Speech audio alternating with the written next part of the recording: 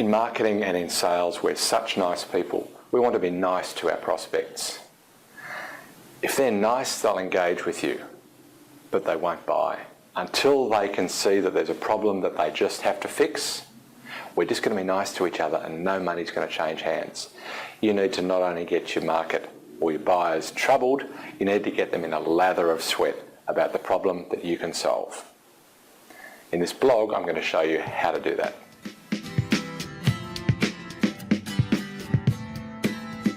Before we talk about tactics, which is the primary purpose of today's blog, I need to just very briefly talk about strategy and velocity. There's no point getting the wrong market troubled or getting the right market troubled about the wrong problem. Once we've done that, I'm then going to give you my 10 personal favourite troubling tactics. I'm going to take you way onto the dark side. Let's move into the strategic aspect of this. What problem do you want them to be troubled about? The problem with problems is that some problems are actually going to help your competitor more than they help you. We have another blog on choosing the right problem, and maybe I can put a link to it right here. Today I'm going to assume that you've already chosen the right problem. Next challenge is to work out what kind of velocity you need. How many buyers do you need to be troubled about this problem to hit your targets? And how many interested buyers can you start with to get them, or some of them at least, troubled? So we need to work out the velocity and we need to know the strategy, because then we can be very clear what problem we're trying to solve, for whom, and how many buyers need to get troubled. That gives us the framework for choosing the right tactics. The first thing I want to suggest is that we just can't tell our prospects about the problem. Frankly, in most cultures, it's pretty offensive. Better than telling them about the problem or telling them that they have the problem is to ask them, let them form their own view. Show them what good looks like and ask them to compare themselves to that.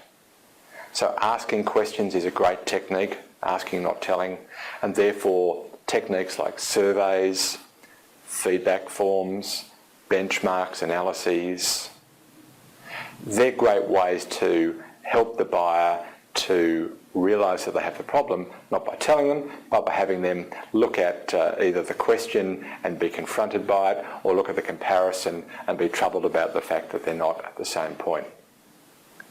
So the tactics I'm about to recommend for your marketing are clearly going to ask the question and invite some sort of comparison so that the buyer can find themselves wanting, rather than you rudely tell them that they should be.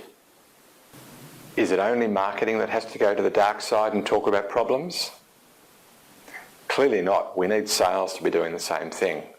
And so in our mix of tactics, we're likely to want to look at tactics that can help the sales folk to trouble the buyer. So we're going to be looking at great questioning techniques and other methods that will help the salespeople to trouble the prospects as well.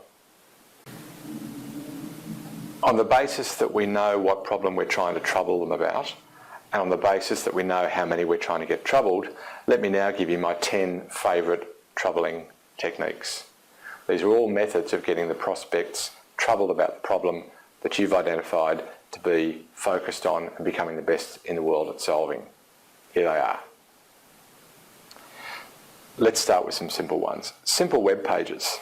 A web page that poses a question. And maybe in your web page, give them multiple answer types. Which of these problems, or which manifestation of this problem, or which example of this problem really strikes a chord? Would you consider yourself A, B or C? And give them an A, a B and a C button that lets them then go through to pages that talk about each of those sub-problems in some detail. Self-assessment. Maybe it's specific techniques, like some sort of form that you can create on your website. Maybe it's just option 3 would be a simple comparison to a benchmark. This is what good looks like. How do you stack up? Statistics are great for that purpose. White papers, of course, can be troubling, but only if you make them such. It's tempting when you write a white paper to get a bit too caught up in your own technology or your own approach. really a white paper can serve the purpose of getting a prospect troubled about the problem. And so you're going to talk about examples and manifestations of the problem. I would say case studies are the same. Events. You can use a great in-house event, particularly in-house events, to really trouble prospects. Talk about the problem, talk about the consequences of the problem, the causes and the triggers of the problem, and really get them in a deep sweat about the problem.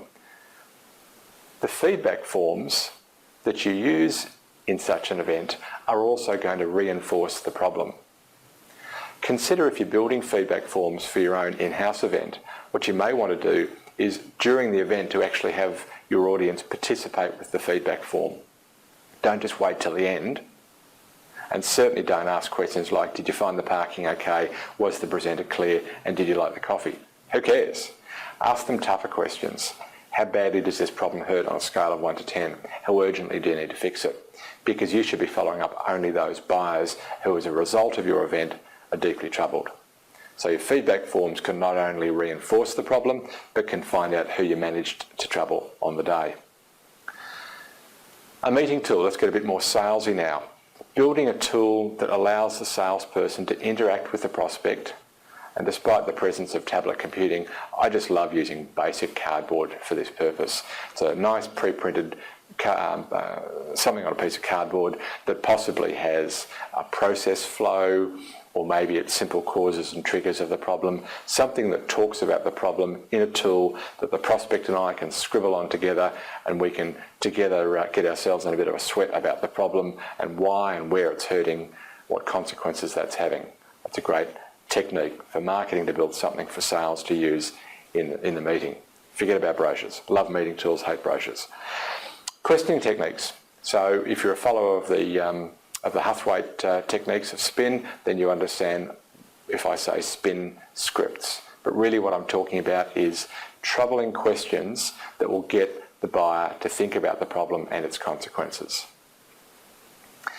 Here's a personalised one. So Miller Hyman Sales Training Company, of whom we're great fans, use a concept called VBR, Valid Business Reason. And in English, all it really means is I need to work out, in fact, let me remember right now, I've got a great blog that you probably want to refer to now to take a look at this one on VBR videos. But a VBR is a valid business reason. If I want to meet with you, I better work out what you're going to get from that meeting. And if I can't convince myself what you're going to get out of the meeting, what possible chance do I have of convincing you? So a VBR is me working out why you need to spend time with me. On VBRs, firstly, they're researched deeply. Secondly, I love doing them on video. So direct the camera, the VBR video that says, hey, I don't know your business, but I do know this about your business, and I do know this about the industry, and it strikes me that these issues are probably playing in the background for you somewhere. If they are, love to talk. I've got some insights into that problem. Very powerful technique for your best prospects, your real A priority prospects. And the final one is an audit. In some industries, this simply doesn't make sense. In some, it makes perfect sense. Earn the right to do a deep dive together with the customer using a joint team to find out exactly where and why and how the problem is manifesting in the business. So there they are, my 10 favourite troubling techniques. So in a minute, I'm going to show you how we do that in funnel plan. We'll look at some troubling techniques in the context of a funnel plan. Before I do that, I've got two things to do. Firstly, I want to bring this to a close and to give you, I guess, the recipe for troubling your market. Secondly, I'm going to invite you to receive more blogs like this. But let's get straight to that recipe. What do we need to do to trouble our market about the problem that we're focused on solving? Well, firstly, you need sales and marketing to agree the problem. Secondly, build tactics to find buyers interested in the conversation at all. That's the stage before trouble, but we need to get them to the interest stage first. Thirdly, we need to know how many of those interested buyers we think we can generate and how many of those we need to get troubled. Then fourthly, we can build tactics to help those interested buyers accept that, here we go, that the problem's real, that it's affecting their own business, that they need to address it now, that you seem to have some deep and even unique understanding of that problem, and that they should work with you to identify what it is that they need, whether from you or somebody else, to fix that problem. And that's really key. We'll come to those tactics on another day. But right now, we're just trying to get them to accept that they need to work with you to identify what it is that they need. And that we should make those tactics for both marketing-led and sales-led prospects.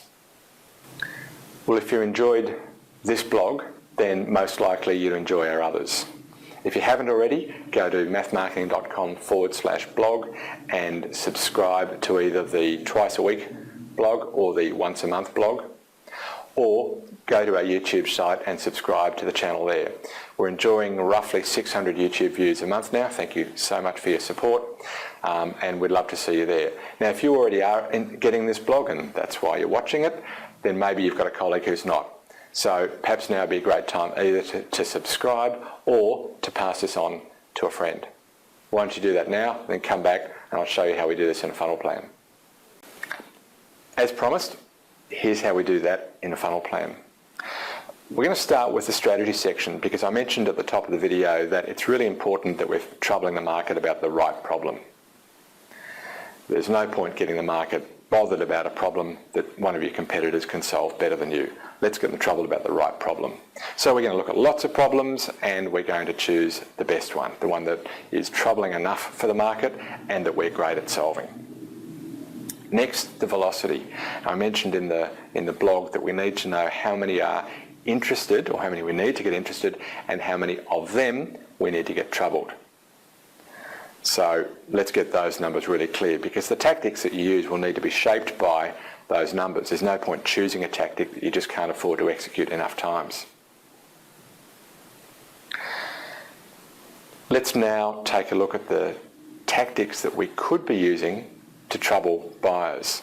Now, in the funnel plan that I'm showing you at the moment, we've got quite a lot of tactics that we've been using for these blogs, and so they're a bit all over the shop. But I've tidied up the interest established tactics a little bit to make them make sense for today's blog. So you can see that there are multiple tactics used at the interest established level, but realistically there's three paths into the gap acknowledged stage. Now I've got 7,500 prospects who are interested, and I need to get almost 6,000 of those troubled eventually. So my tactics are going to have to be really, really good. That's a very limited leakage between interest and gap. So my tactics will have to be well chosen. So all of the tactics in this example lead up to the personal meeting. And in that personal meeting, we're going to use a meeting tool to help them understand that they have the problem and the costs and consequences of not addressing it right now. Before that, we've got a few paths that we're going to use to get them to that point. We'll present on the challenges of, now, product innovation is the problem chosen for the sample plan. You'd insert there whatever your problem is. We're going to take some feedback, and as I suggested, we're probably going to do that interactively, so that during the presentation we'll ask them to note a few things in their feedback forms, and at the end we'll capture their feedback forms. But the feedback form itself will play a role in reinforcing it. And of course we're going to follow that feedback form submission up with a call. But we've got another way of getting people to that call. Anybody who's reading the blog or visiting our website through search is going to be presented with a white paper that's going to dive into the problem somewhat deeply. Now that could be an ebook, it could be a video, it could be a slide share, any number of tactics. I've chosen white paper here, and then a survey at the end of the white paper that says, so how do you feel? Is that affecting you? Yes or no? And then we're going to follow up respondents with a call, whether they're respondents to the event or in this case a respondent to the digital interaction. Either way, we're then going to have a face-to-face meeting to get them troubled about the problem, and we'll use that meeting tool that I mentioned at the top of the blog.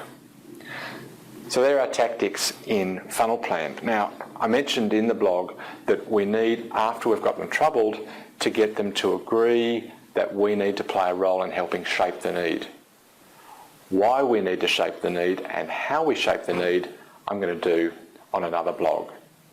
But for now, may your funnel be full and always flowing.